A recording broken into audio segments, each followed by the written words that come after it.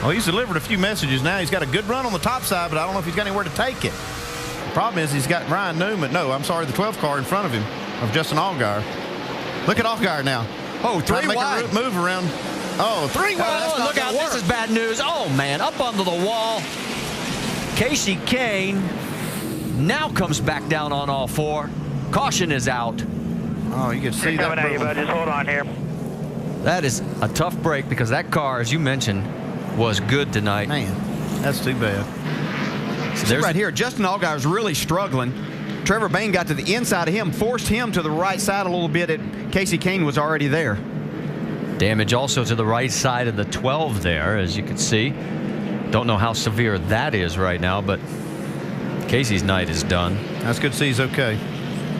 All that happened on lap 2. And now, under caution, Juan Pablo Montoya has crashed and gone aflame. Holy cow, what happened? We just got a report that he was complaining about a bad vibration in every gear. No, Larry, he just slammed into the jet dryer. I think he slammed into the jet dryer.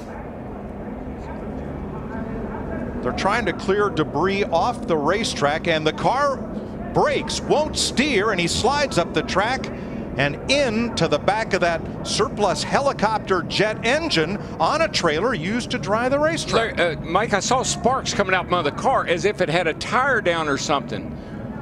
What an incredible turn of events. I've never in my life. Oh my gosh. And all that spilled jet fuel found something hot to ignite it. Big trouble on the track, Rick. Yeah, the 70, Derek Cope, a lot of damage to the front of that race car. The hood flew off, it looks like. But a lot of bracing damage also underneath the hood. And the caution comes out now for the 6th time. Hood not off, and he's missing the bus stop. Oh my goodness. Moved up, and that thing just exploded, the whole nose of it. I don't know what that was. He was slowing down through the bus stop. I'm going to admit, Rick, I am baffled. I've never seen a motor blow like that. Is that a tire? Take a look at what happened here that's brought out the second caution of the day. There's Stanley Smith in the middle in the black car. They were running 3 abreast going into that turn, Ken. There's the car number 1 of Rick Mast. There is one car that has gone over the wall, as you see in that. And we'll get that for you in a moment. And there are the remains of the car that went over the wall. And it looks like someone standing there with a helmet, Ken. And got out of that. Let's hope that is the case. The helmet goes off. And boy, if that's the case, that is very, very good news. All right, guys, he crashed off a 2 here. Alex Kennedy into the wall as the 23 has heavy damage on the right front and right rear. As we call no, what happened to Kevin Swindell? Holy cow. Good Lord. That is the 23, and what happened here? Just pulled up in front of him. Oh, wow. Man. Oh. What a bad break for Swindell, dude. Look at this. Oh, no mercy. Man, that was a bad decision. And right look at there. Eric Almirola dodging both of them. Oh, it is trouble. Car number 23 has spun off up at turn number 4, up by the tunnel.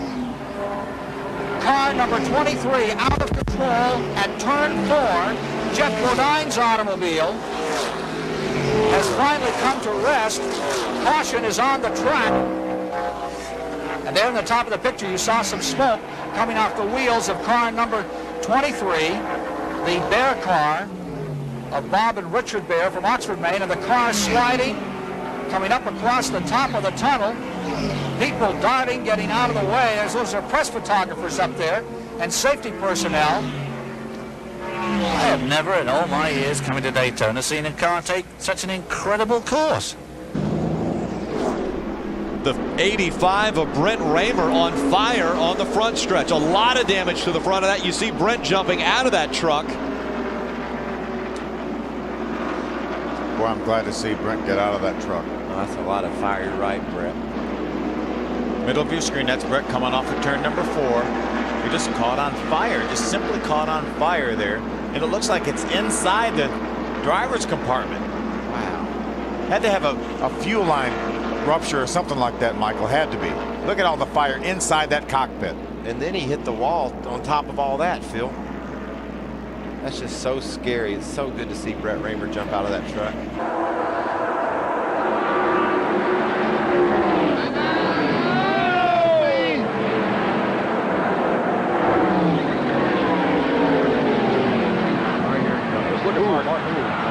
No brakes.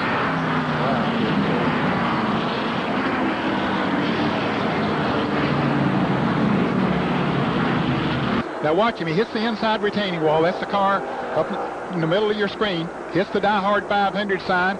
Shoots through a guardrail right here. Goes right on through it. Mows it down.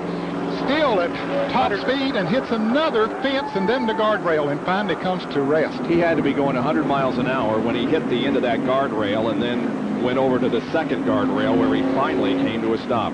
Oh, problems here. Every pit road and going over the double jump is the 15 just launching the truck into the sky is Mason Mingus. Look at all the damage left behind. I mean, he got all 4 wheels off the ground. Watch how fast he came in here. Just coming in too hot on entry. I don't know if maybe the brakes didn't. It seemed like the brakes got to working good right before he hit the grass. Look at that thing ramp up in the air. A really difficult pit road to get to, Phil, because it's right way around the turn. So, but that wasn't even close. It sure wasn't. A lot of damage to Mason Mingus' truck as well. The 17th annual running of the Winston gets the green flag. And Steve Park, boy, real loose on the start, almost spun. A bunch of guys did. Jeff Burton got in the back of Tony Stewart and turned him sideways. Oh, car's sideways. All the cars are loose down in the corner. The track is wet. It's Gordon, Michael Waltrip, Kevin 29 car. All these cars are wrecking because I believe it might be raining down there. And the rain is coming even harder. Oh, for Pete's sake. What a way to start this event. For some drivers, what a way to end it. Problem for the 20 of Kenseth. Oh, they're going behind the wall. You heard on the radiator, or on the radio, is it the radiator or the oil cooler? So there must be a leak of some sort. You see the nose crushed in right here. I think it happened coming to pit road, didn't it, Jeff? Mechanical. Pull it over here behind the wall. You see the safety trucks on pit road. Yeah, the ambulance stops right at the commitment line.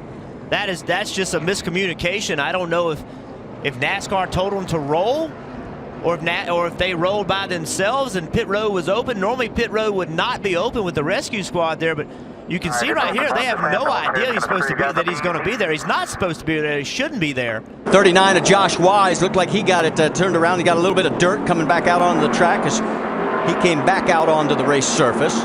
We do have our first caution flag flying as a result, as we've completed just 3 of the 200 laps.